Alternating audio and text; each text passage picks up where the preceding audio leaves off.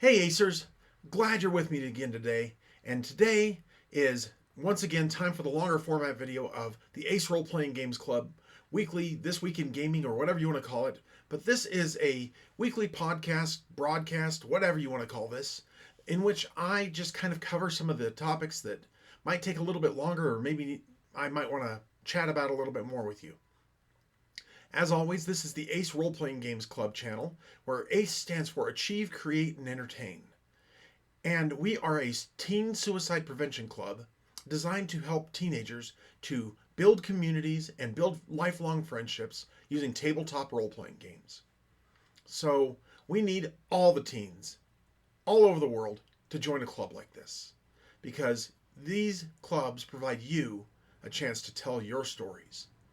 And I will teach you how to be a game master. All you got to do is just get your friends at the table at the local at your local house or at a local public event venue or at a local game store or a church or wherever you want to get yourself together. Sit down in there and work with a grown up to make sure that you guys are being nice and the store feels comfortable having your club there. But always make sure that you guys are following the 5 rules. And I've kind of modified the second one a little bit to be able to reflect the world that we do live in. And that is first rule: respect the fun and preserve the fun of everyone at the table. That means you are keeping track of what your behavior is doing at the table, and you are also helping others to behave themselves as well. So if something you're doing is not encouraging and helping your players on your team to have a fun time, or your game master to have a fun time, then maybe that's something you shouldn't keep doing. And the second rule is do not bring grown-up topics to the table. We can talk about those topics with a trusted adult or parent outside of the gaming, but we please, please, please do not bring those topics to the table. Third rule is that we love each other. We show the love and human kindness that we would expect from anybody else, especially when we're having a hard time. Part of the reason why role-playing gaming saved my life when I was 14 and 15 years old is because I did have really good friends who were expecting me to be there every week. And I had a story that I was helping to create. I had a group that I belonged to. And yes, it may sometimes seem that the group that you belong to is the outsider group and it's not the cool group, kind of like was depicted in Stranger Things. While we never had anybody physically beat us up, we were kind of the outsiders. But you know what? In being the outsiders together, we had a place. So that's where we have that love for each other. The fourth rule, and a very important rule, is sometimes these rules get broken. And when they get broken, facts matter. Only the facts matter in resolving the issue. So try to keep emotions out of it. Try to not allow yourself to get so wrapped up in your emotions over the hurt you've just experienced or the hurt somebody else might have experienced that you collaborate and that you cause that behavior and that unwanted or undesirable effect to continue to spiral out of control. Finally, fifth and final point is you want to make sure that you understand that there is not a need for you to be right and that other person to be wrong in order for you to be a good person. We're all in this together. We're friends. We're at the table. We're telling a collective story. Focus on the story, and we won't have to worry about the other stuff, right? So that said, let's take a look at the villain bits that I've talked about along the way. And I want to also make sure that I personally distinguish something that I do, and that is I distinguish between being an antagonist or being a villain. Now, an antagonist might not be a villain, but a villain is almost always not only just an antagonist, but the antagonist. And of course, the antagonist is the person who stands in the way of you getting to what you want. Because what is a story? A story is simply 3 things.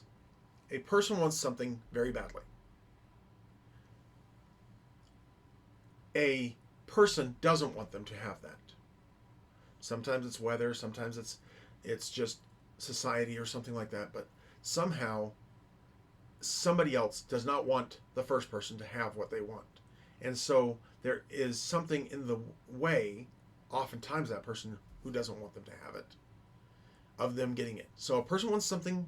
So there's actually the three things are, I gotta redo this a little bit, but the antagonist does fit in here, is the person wants something very badly and something is in the way. That's a story. Now, if we told a story, for example, of a young lady who's going to audition on her violin for the judges so that she can go to Juilliard, which Juilliard, for those of you who might not be here in the United States or might not have heard about it before, is the premier performing arts school. They have the greatest orchestra, they have the greatest theaters, they have the greatest dancers. They are just amazing, absolutely amazing. And people who graduate from Juilliard usually rarely have a hard time getting a job in the entertainment industry afterwards. Some of the people that you might have heard of, like, include that have attended Juilliard, include Robin Williams and Madonna, and just there's some amazing people who have gone to Juilliard. So let's have a story about Mary. Mary wants to attend Juilliard, and she's going to get in on a violin scholarship because her family's poor and she cannot afford to go all the way back to New York City to attend Juilliard. So she has to be to her high school, which is 10 miles away from her house. She has to be to her high school, 10 miles away from her house, at 8:30 in the morning on a Saturday in order to meet with the committee that will, or the judges that will judge her and say that, yes, she gets to get into Juilliard. What kind of a story do we have if she wakes up on time, she eats a good, wholesome breakfast, and she wakes up at 6 o'clock, and she goes out and she starts her car and drives over to the school and arrives, and at 8:30, she walks in with her violin, and she plays the most beautiful, beautiful piece of music, and the judges give her a standing ovation, and she's in. That's one version of the story. Let's retell that story. First of all, there's a storm the night before her audition. The storm knocks out the power to her alarm clock, and she wakes up, and it's now 7:30. She's got 1 hour to be there, and it's going to get worse as she gets out to her car, sticks the key in the ignition, and she's now wearing, her clothing is a little disheveled because she just kind of threw it on. She didn't get a chance to do more than a pull back of a ponytail. She grabbed her violin, okay, maybe she doesn't grab her violin initially. She runs out to the car, tries to start the car, doesn't start. Then she realizes she doesn't even have her violin. She has to run back inside, get her violin, get back out of the car, try and start it again, and it's dead. The battery's dead. So now she has to try and get a bus over to the high school. And there is a public bus, but just as she gets to the bus stop, it's pulling out. So she now has to try and cover that 10 miles in just less than an hour to try and get there. And by the time she arrives, she's had to run the whole way. What if we even throw another problem at her and we make her have to go down an alley to try and take a shortcut, and a dog chases her and rips a piece off of her dress, and now she's got this hole in her dress, and she arrives just as the judges, she arrives just at 8:35 as the judges are beginning to pack up, and she comes running and she says, out of breath, she says, "Please, just wait, just one moment." Now is the moment we roll. That's the kind of moment you roll for. And then, yes, maybe she does. She plays not only the most heart-wrenching piece of music that has ever been played, but she puts her whole heart and soul into it. She just dumps all that emotion that she's been feeling, the unfairness of the world, and the things that she's had to go through, in her ripped dress and her sweaty, just everything's gone wrong today. She puts it in and she plays the piece. Maybe we could even back up even before this story starts and have her working with her teacher, and her teacher's like, "You're just not getting that emotion in there." And then finally, when she plays it for the Juilliard panel, she plays and she gets the emotion. It's beautiful. Maybe one of the judges drops drops a folder or something, and it lands back on the table. The folder that has her application in it. And now, as she plays, he hears beauty. Which story version do you like better? That is why we have villains. That is why we have antagonists. That is why we have something that stands in the way of our hero or heroine getting what they want. And that is why we are going to talk just a little bit more here about villains. So first of all, the villain is a person who actually is the thing that stands in the way of the hero getting what they want. Now, as I've said in previous videos, sometimes the hero might be the antagonist to the villain. So the villain has a plan. The villain has a plan to steal $1 million, or to create a laser that can carve his name into the moon. Yeah, I'm kind of, there's some trite things there, but whatever it is that the villain wants, the villain has their own set of problems. They want something very badly, and they see themselves as the hero of their own story. And they want that so badly that they are willing to break laws and kill people even to get what they want so badly. And sometimes this pesky hero shows up and foils their plans. Because maybe the hero doesn't initially, maybe our role-playing game table of heroes doesn't initially want anything other than to preserve truth, justice, and the American way. And so when Lex Luthor, let's use the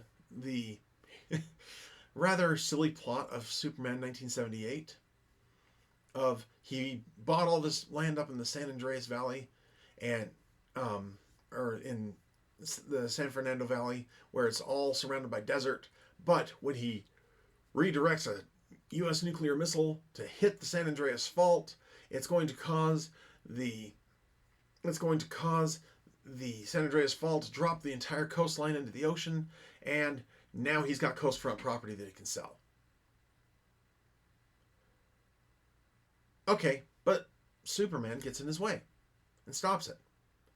But he launched 2 missiles, and now Superman has to fly back in time to... Okay, not a good example. Not a good example. But the point is, I mean, it still was one of the better Superman movies up until the newer ones started going. I have to say that I grew up on it, and I loved it. And then Superman 2, where he's actually fighting against other Kryptonians who are now strong and powerful, and he sacrifices his own powers to try and be with Lois, and then he does a reverse and sacrifices the power and destroys the powers of the 3 Kryptonians. And that was pretty cool. There was some pretty cool stuff there. But I'd say let's take Batman, the 1989 version. That you have an evil Boss Carl Grissom. You have the Batman. You have Batman taking care of the night and stopping criminals who are mugging people in a city that's just full of crime. So he's never for anything to do. And then you have ultimately this crime boss, Carl Grissom, who is having his own problems with his number 1 guy, Jack Napier. And when Jack Napier gets betrayed to the police by Carl Grissom, incidentally, from Star Wars, you get Porkins in as Lieutenant Eckhart in that Batman movie, which is pretty cool. But anyway, Napier gets betrayed, and Batman accidentally dumps him into a vat of chemicals, which in turn turns his skin white and because of a bullet that he tried to shoot at Batman, and he cut through both of his cheeks just as he was smiling, and gave him his permanent smile and gave him green hair and green nails on white skin, and he adopts this clown prince of crime persona.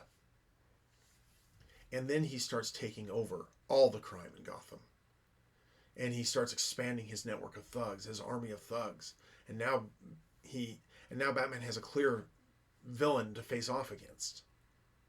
And additionally, the Joker, as he's come to call himself, Jack Napier, has now a reason to fight to try and destroy the Bat. And there's that really great moment of dialogue of, you created me, I created you.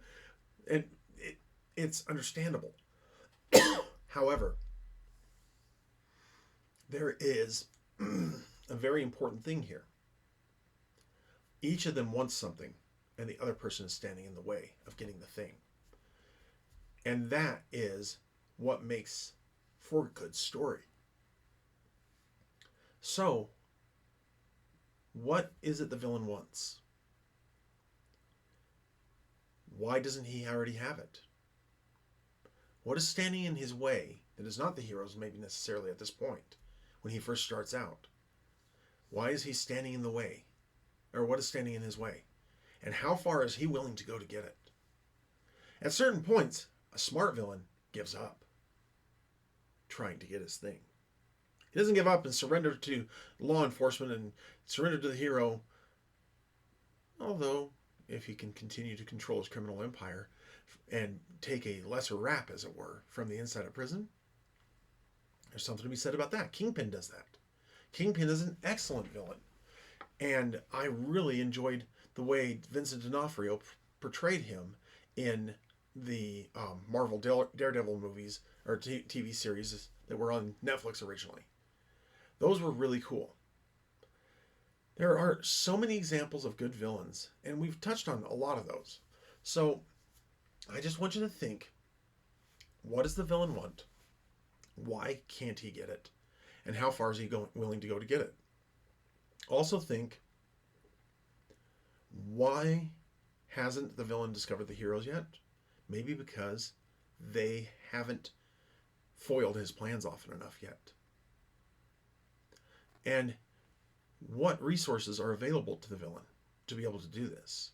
Sometimes, and a lot of times, it is stealing money because he doesn't have the resources to do the bigger thing. So just think, why is the villain doing this? And maybe the villain sees himself as the hero. I know that the way D'Onofrio portrayed himself in Daredevil, absolutely, the Kingpin thought he was doing it for the right reasons. He was cleaning up New York City. He was making it a better place to live. He was making his home safe by completely destroying all the things that made it unsafe in his eyes. And he was the hero. Daredevil was the villain. How can you make your player characters the villains? These are some questions and some thoughts and some ideas that I've been throwing at you, and I really do hope that some of them kind of trigger what you're after with your villain. Because villains are fun. Villains get to do some of the things that we never thought we'd be able to do. And villains do get to live often to fight another day. And sometimes they have minions, especially if you're using minion rules. They have minions that will jump in the way and take the bullet for them. But a good villain always does know when to walk away. A good villain always knows how to weaken his opponents so they never face him fully charged. And a good villain ultimately will lose to the forces of right. So let the dice speak for themselves. Let them tell the story. Even if you kill a couple of player characters along the way, or all of them, there has to be justice in the stories you tell, or else your players won't want to keep coming back to them. So that's all I have for today. I hope that the podcast, or whatever cast this is, was interesting for you. I hope you had fun. I hope you're having fun with your groups. I hope you all know that you are wonderful and I love you. And the world is a much better place because you're in it. I'll be back next week with the next one of these. And throughout the week with other thoughts and musings on my shorts. Thank you all so much for watching those. Our numbers are steadily climbing, and I hope you enjoyed the dad joke too. Talk to you all later, and I'll see you next week, and I hope to see you at my table.